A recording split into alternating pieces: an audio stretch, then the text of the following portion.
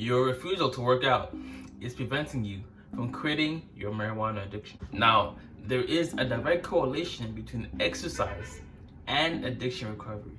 Unbeknownst to most, yes, unbeknownst, big words, unbeknownst to most, exercise is a highly regarded method for not only assisting in the initial stages of addiction recovery, but also for maintaining long-term abstinence.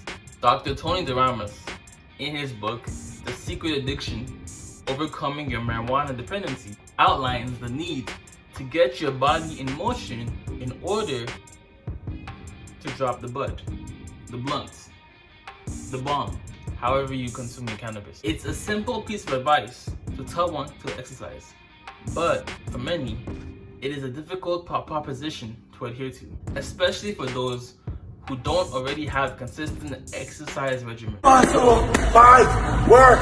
Come on, Tom. It's right there. Come on, Tom. Come on. It's right there. Please, the track. Please, come on. Now, y'all know I do believe in the truth in the anecdotal experience, but most importantly, I value the science, the facts of the matter. We're all about facts, not fiction out here on this channel. Now, the most influential study on the correlation between exercise and addiction has been done by Bess Marcus of Brown University Center for Behavioral and Preventative Medicine. The study evaluated the effects of exercise on 281 healthy but sedentary females who were attempting to stop smoking cigarettes over a 12-week period. And the basic outcome of the study is that those who participated in the exercise program of the addiction program, right, were twice, you hear me, Shombo, they were twice as likely to become and remain abstinent from their drug of choice. Now, why is exercise influential when it comes to addiction, marijuana addiction? Essentially, exercise makes us feel good about ourselves due to the fact of the increase in dopamine that gets spiked after we complete a workout session.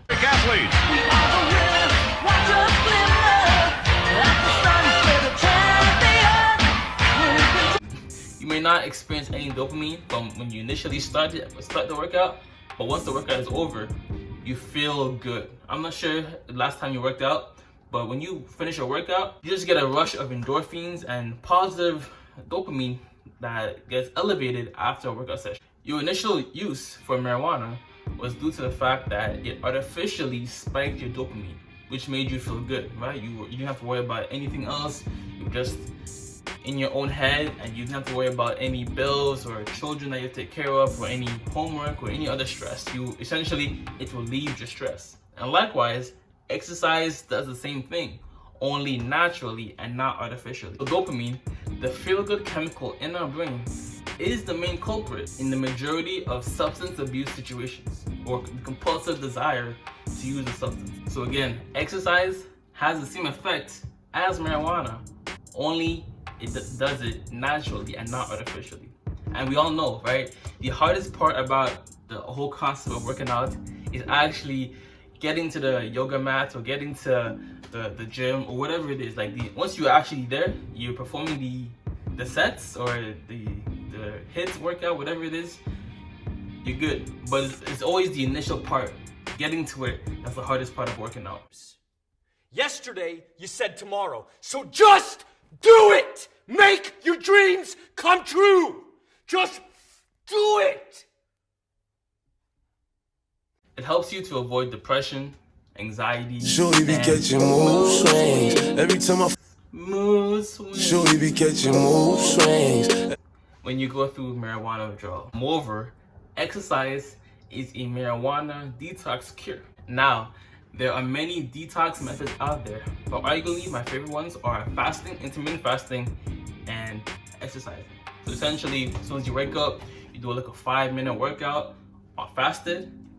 That will do so many wonders for your body, especially when you are someone who is naturally used to waking and baking. So you need that morning dopamine spike, but in the form of exercise as opposed to your bong hit or whatever else you would take in.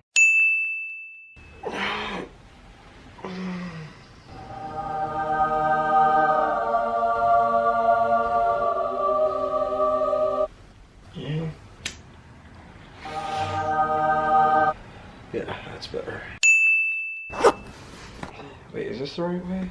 I'm so fucking woke right now. I made so much shit done today. Oh, fuck.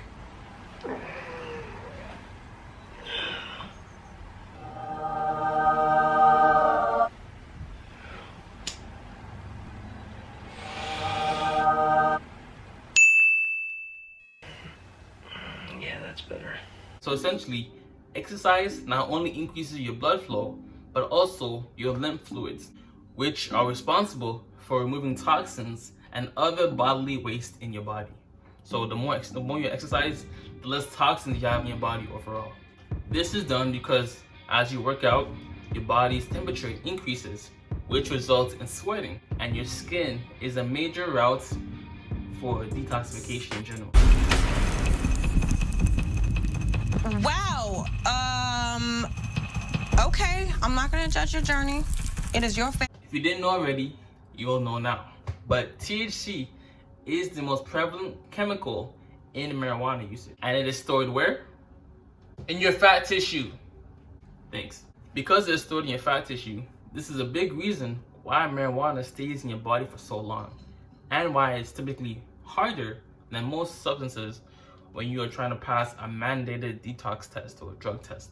So if, and ideally when, you decide to exercise, your body begins to use the fat tissue for energy. So the less fat tissue that's on your body, the less THC is in your system as well.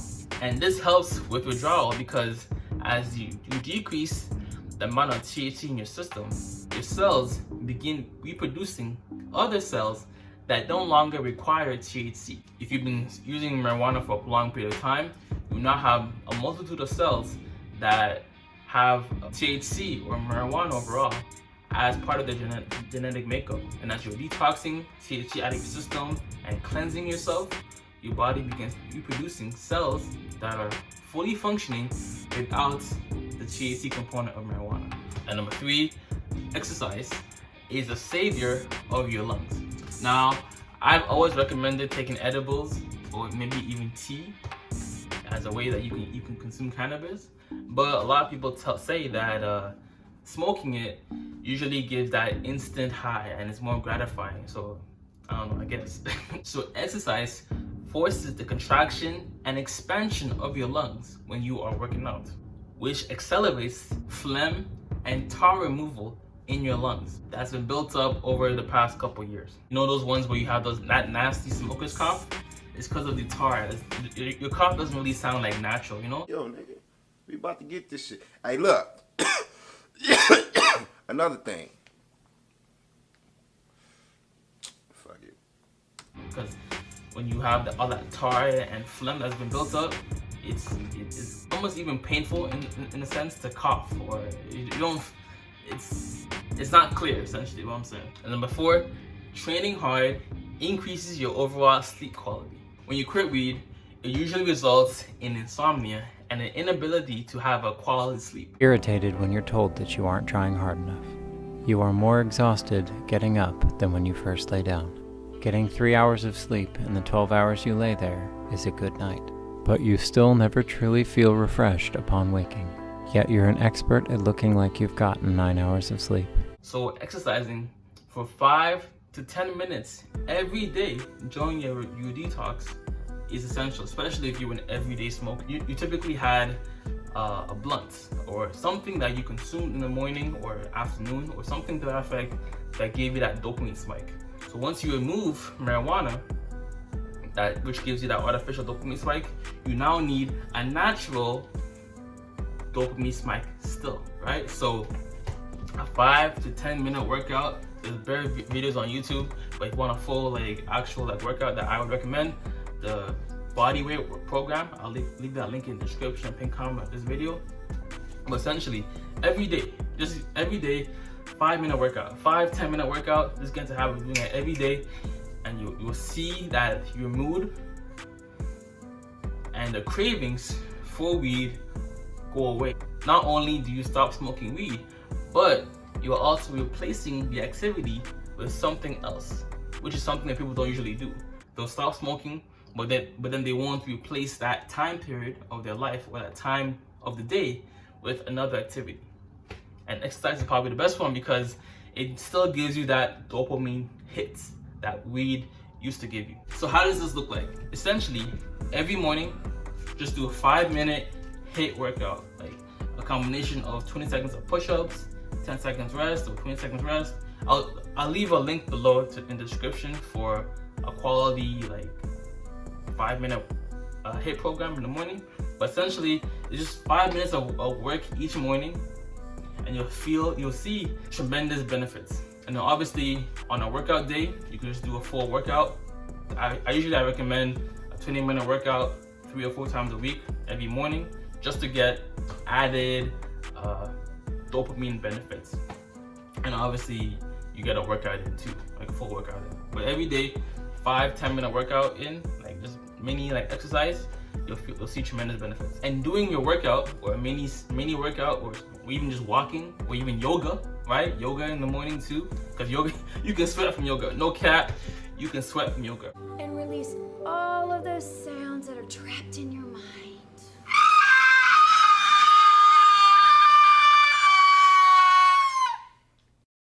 Sir, are you okay? I'm a little messed up. Doing all of this, either a 5-minute workout in the morning every day, or on your workout days, doing a full HIIT workout or a yoga session, all of this helps to reset your circadian rhythm by elevating cortisol in the morning with your exercise and facilitating a rise of melatonin in the evening, right? For many people, their whole circadian rhythm, their hormones are unbalanced, right? So cortisol is supposed to be high in the morning, and melatonin is supposed to be high in the evening. So when you intentionally raise your cortisol while working out, it sets your body on the path for having melatonin, which is a sleeping hormone that tells you to sleep, to be high in the evening. So overall, when you exercise in the morning, every day 5-minute hits, or a yoga session, or a full-on actual workout, it helps to increase your dopamine levels for the remainder of the day, which make the withdrawal symptoms and cravings lessen substantially overall long-term as well. And overall, your morning exercise efforts result in reduced stress and an improved mood, especially if weed was something that you use to manage your anger or to not be so irritable, right? If you have that good positive dopamine spike or dopamine hit naturally by exercise, you aren't going to be as irritable or easily angry by little things that go on in your life. You know what I'm saying? So again, everything I need to know about quitting marijuana, the best yoga practices and the best exercise practices can be found in my mini course, mini email series. Check it out, link in the description and pinned comment.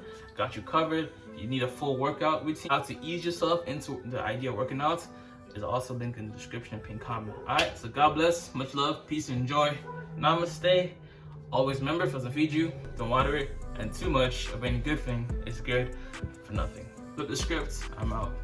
Been debated, went from crying in my basement to not worried if I make it, cause I know my time is now. I don't need nobody else. Going up, I won't look down. Y'all not fucking with me now. I'm so tired of being what you want.